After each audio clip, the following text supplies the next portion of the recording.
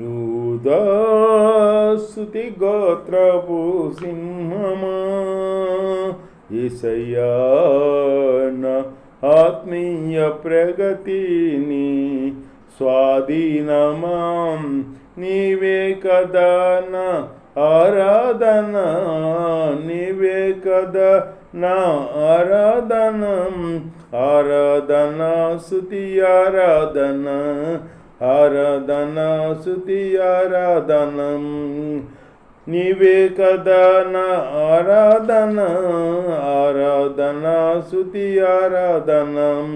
నీ ప్రజల నెమ్మదికై రాజ్యం మార్చింది నీవేనని, నీ ప్రజల నెమ్మదికై రాజ్యం మార్చింది నీవేనని. అహమును అనసి అధికారులను అదములు చేసిన నీకు అసాధ్యమైనది ఏమున్నది, అసాధ్యమైనది ఏమున్నది, అసాధ్యమైనది ఏమున్నది, అసాధ్యమైనది ఏమున్నది. యూదా స్తుతి గోత్రపు సింహమం యేసయ్యా నా ఆత్మీయ ప్రగతి నీ స్వాధీనమా. నీ నీతి కిరణాలకై నా దిక్కు దిశలన్నీ నీవేనని అనతి కాలాన ప్రథమ ఫలముగా పక్రపరసిన నీకు అసాధ్యమైనది ఏమున్నది, అసాధ్యమైనది ఏమున్నది, అసాధ్యమైనది ఏమున్నది, అసాధ్యమైనది ఏమున్నది. యూదా స్తుతి గోత్రపు సింహమా యేసయ్యా నా ఆత్మీయ ప్రగతిని స్వాధీనమా. నీ వారసత్వమునకై నా జయము కోరింది నీవేనని అత్యున్నతమైన సింహాసనమును నాకిచ్చుటలో నీకు అసాధ్యమైనది ఏమున్నది, అసాధ్యమైనది ఏమున్నది.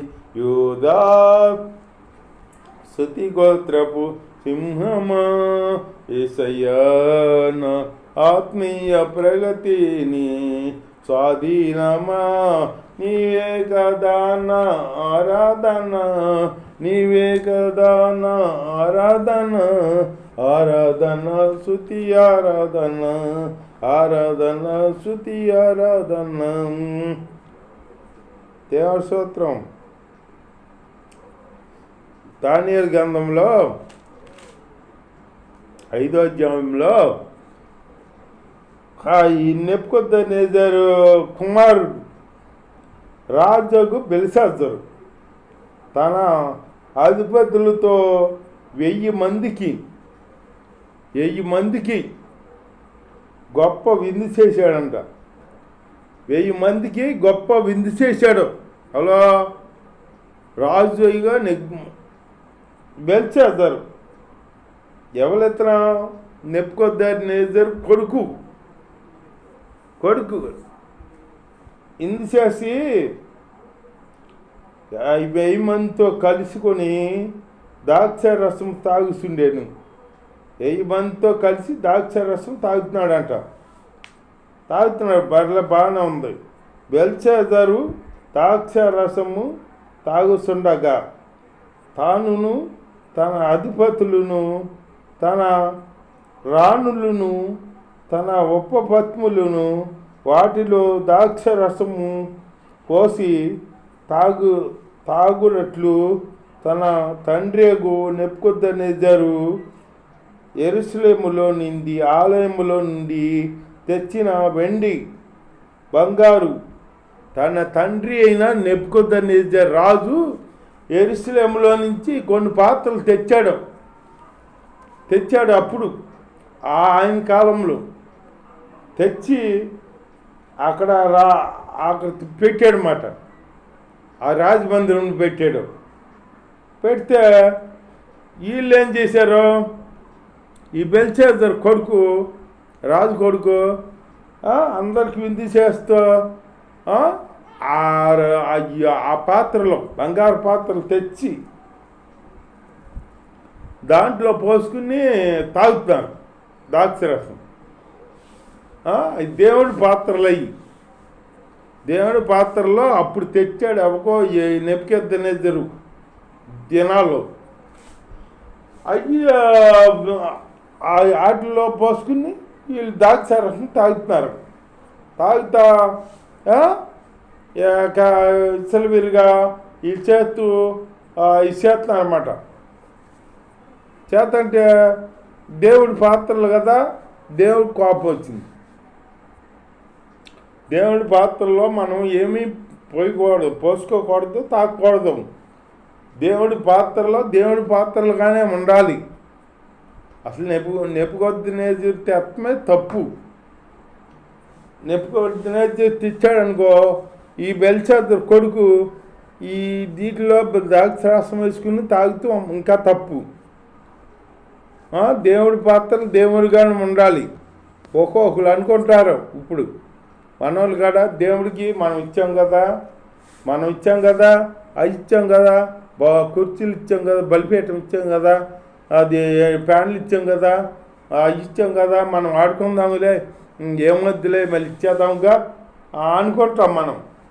అదే తప్పు. దేవుడికి ఇచ్చినవి దేవుడికి ఇచ్చినప్పుడు దేవుడియే, మనవి కాదు అయ్యి. ఆ దేవుడికి ఇచ్చినాక మనం తీసుకొచ్చి వాడుకుంటామన్నది తప్పు. అది చాలా తప్పు. దేవుడు ఉగ్రత వస్తుంది. తెలియక చేస్తారు కొంతమంది, చాలామంది చేస్తారు తెలియక. ఆ పాత్రలో ఇచ్చాం కదా, మనమే ఇచ్చింది కానుకలు, ఆ కుర్చీలు తెచ్చుకుని వాడుకుందాంలే, ఆ బల్ల తెచ్చి వాడుకుందాంలే, మళ్ళీ ఇచ్చేస్తాం కదా అనుకుంటాం మనం. అట్లా వాడుకోకూడదు, తప్పది. దేవుడు ఉగ్రత గురవుతాం మనం. దేవుడి సూత్రం అట్లా చేయకూడదు. దేవుడికి ఇచ్చింది దేవుడికే. దేవుడికి ఇవ్వకెత్తం అయినయ్యి, దేవుడికి ఇచ్చాక అవి దేవుడి. అట్లాగే ఒక ఆయన చేశాడంట అపోస్తుల కాలంలో అన్నయ్య సపేర్ అని భార్య భర్తలు ఉన్నారు.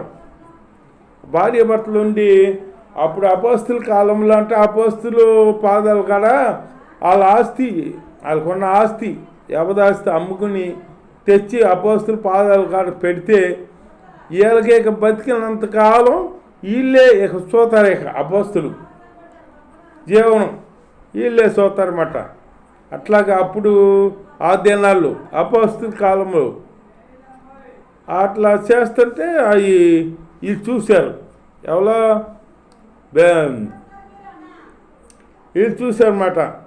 చూసి భార్య భర్తలు అన్నయ్య సపేరా చూసి మనం కాడ మనకు ఒక ఎకరం పొలం ఉంది కదా, అది అమ్ముకుని వద్దాము, అది వీళ్ళకి ఇచ్చేద్దాము, మనం ఇక్కడే ఉండవచ్చు, వీళ్ళే చూస్తారు అని అనుకున్నారంట ఇద్దరు.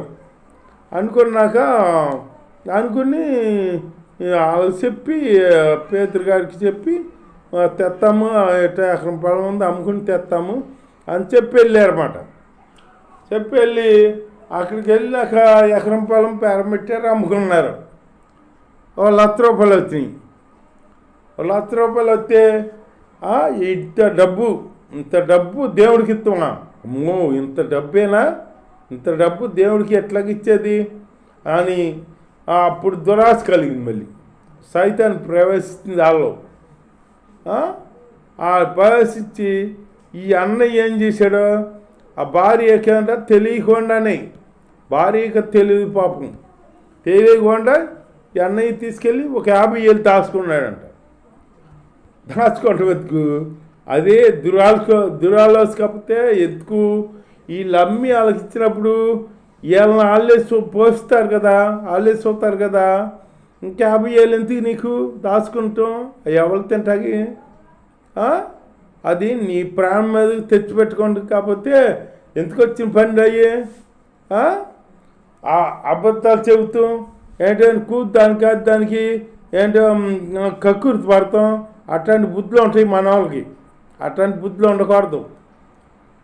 ఒక 50,000 దాచుకుని ఒక 50,000 పట్టుకెళ్ళాడంట. పట్టుకెళ్ళి ఇచ్చాడంట పేతురు గారికి. పేతురు గారికి తెలీదా? దేవుడు ఉన్నవాడు తెలీదా? పేతురు గారు అన్నాడంట, అన్నయ్య పొలం ఎంతకే అమ్మేవా నువ్వు అంటే, ఇంతకే అమ్మాను అన్నాడు. ఇంతకే అమ్మానంటే, నువ్వు ఎవరిని అబద్ధం ఆడిస్తున్నావో తెలుసా? నువ్వు దేవుణ్ణి పరిశుద్ధాత్మనే దుఃఖపడుతున్నావు. నువ్వు ఆ పొలము అమ్ముకుని వచ్చి ఇమ్మనలేదు కదా, నువ్వే ఇస్తా అన్నావు. ఆ పొలం నీ దగ్గర ఉన్నప్పుడు నీదే కదా. ఆ పొలం అమ్మినాక అది నీది కాదేక, అది దేవుడిది. దేవుడికి ఇచ్చేది దేవుడికి ఇచ్చేయాలి. దేవుడికి ఇచ్చే దాంట్లో నువ్వు కక్కుర్తి పడ్డావనుకో, ఆ దేవుడు నీకు ఇంకా దానికి 2 అంతలుగా నీకు నష్టం కలిగిద్ది అన్నాడు. నువ్వు పరిశుద్ధాత్మనే మోసపడుతున్నారు. మీరు మమ్మల్ని కాదు, మనుషులు కాదు, మీరు పరిశుద్ధాత్మను మోసపడుతున్నారా? 50,000 దాచుకుని 50,000 తెచ్చావు, నువ్వు నాకు తెలియదు అనుకున్నా అని నేను దేవుడిని మోసపడుతున్నావు. నువ్వు ఇట్లా చెప్పావు కాబట్టి నువ్వు ఇక్కడే పడి చచ్చిపోతావంటే అక్కడే పడి చచ్చిపోయాడు. చచ్చిపోయాడు పాపం. 50,000 దాచుకున్నాడు. ఆ 50,000 ఎవరు తిన్నట్టు? అట్లాగే మనం ఏంటో ఏరితనంతో ఆలోచిస్తాం. ఏరితనంతో అవి ఉంటే మనం వంటయ్యి కూర్చుని తినొచ్చు అనుకుంటాం. కూర్చుని తినటువంటి నువ్వు తెచ్చి అపోస్తులకి ఇచ్చేటప్పుడు అపోస్తులే నిన్ను పోషిస్తారు కదా. పోషించేటప్పుడు నువ్వు మళ్ళీ ఆ 50,000 దాచుకుంటావు ఎందుకు? ఆ 50,000 దాచుకుని నీ పేరం మీద తెచ్చుకున్నావు. అబద్ధం ఆడినందుకు నీకు అక్కడే పడి చచ్చిపోయాడు. చచ్చిపోయేటప్పటికి అక్కడ పొడుసు వాళ్ళు ఉంటే వాళ్ళు వచ్చి ఎత్తుకెళ్ళి పాతి పెట్టారన్నమాట. అట్లాగే ఆ తర్వాత తెలియక ఆ భార్య వచ్చింది, సపేరా అడిగితే అంతగా అమ్మారా అని అంటే, అంతగా అమ్మాము చెప్పలేదా ఆయన అన్నంది ఆవిడ.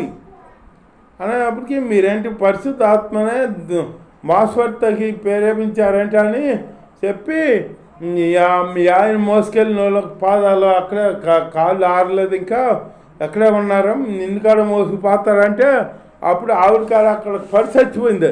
ఆయన కాళ్ళ కాడ ఆవును తీసుకెళ్ళి అక్కడ పాతి పెట్టారన్నమాట. అట్లాగే మాట అబద్ధం ఆడామనుకో, అది దేవుడితో అబద్ధం ఆడుతున్నాం మనం, మనసుతో కాదు, మనసుతో అనుకుంటాం మనం. అట్లాగే దేవుడి పాత్రలో పట్టుకెళ్ళి వాడుకున్నాడు ఈ బెల్షాజరు, నెబుకద్నెజరు కొడుకు. వాడుకుంటే దేవుడి కోపం వచ్చింది. కోపం వచ్చి అప్పుడు గోడ మీద ఈ ఏలుతో ఒక రాత రాసిందన్నమాట. మెనీ టేకేల్ ఓ పార్సల్ అని రాసిందన్నమాట. అంటే నీ రాజ్యం, దేవుడి రాజ్యం, నీ రాజ్యం దేవుడు తక్కిట్లో పెట్టి చూశాడు. నీ రాజ్యం తేలిపోయింది అక్కడ, తోకలా తేలిపోయింది అక్కడ. ఎందుకంటే నువ్వు అపవిత్రం పని చేసావు కాబట్టి నీ రాజ్యం తేలిపోయింది అక్కడ. తేలిపోయిందని అక్కడ అప్పుడు ఇక దేవుడు రాశాడు అనమాట. ఆ రాసి చూడంగానే అసలు గుండె ఆగిపోయింది ఈయనకి. ఆగిపోతాం. అది ఆ తర్వాత దానియాలు చెప్పాడు, దానియాలు వచ్చాడో దానియాలు తీసుకొచ్చారో అన్నీ చెప్పి రాత అర్థం చెప్పాడు దానియాలు. రాజ్యం, నీ రాజ్యం తేలిపోయింది, తక్కిట్లో పెట్టి చూశాడు దేవుడు, తేలిపోయింది అని చెప్పాడు అన్నమాట. ఆ మనేతో పెట్టుకుని చచ్చిపోయాడన్నమాట. దేవుడి పాత్రలు తెచ్చుకుని తాగుతామేంటి? తాగితే మరి ఆ చివరికి ఏమైంది? ప్రాణం పోయింది. అట్లాగే మనం దేవుడితో మనం మాట ఇచ్చాం, మాట అబద్ధం రాకూడదు. అట్లాంటి అబద్ధ మాటలు మన నోట రాకుండా యథార్థంగా మాట్లాడుతూ దేవుడిని యథార్థంగా అమ్మడిద్దాం. దేవుడి మాటలు దీవించగా కామే తల్లవంచి ప్రార్థన చేసుకుందాం. స్తోత్రమైన పరిశుద్ధ యథార్థమైన జీవితం కలిగి మిమ్మల్ని అమ్మడించే జీవితాలు మాకు అనుగ్రహించి కాపాడి మీ చిత్తం నెరవేర్చే బిడ్డలుగా నాయన ఉంటూ నాయన మీ రాజ్యానికి సిద్ధపడే జీవితాలు మాకు అనుగ్రహించి కాపాడి సహాయం చేయమని నజరైన యేసు నామములో ప్రార్థన చేసి అడుగుతున్నాను పరమ తండ్రి. ఆమేన్. ఆమేన్.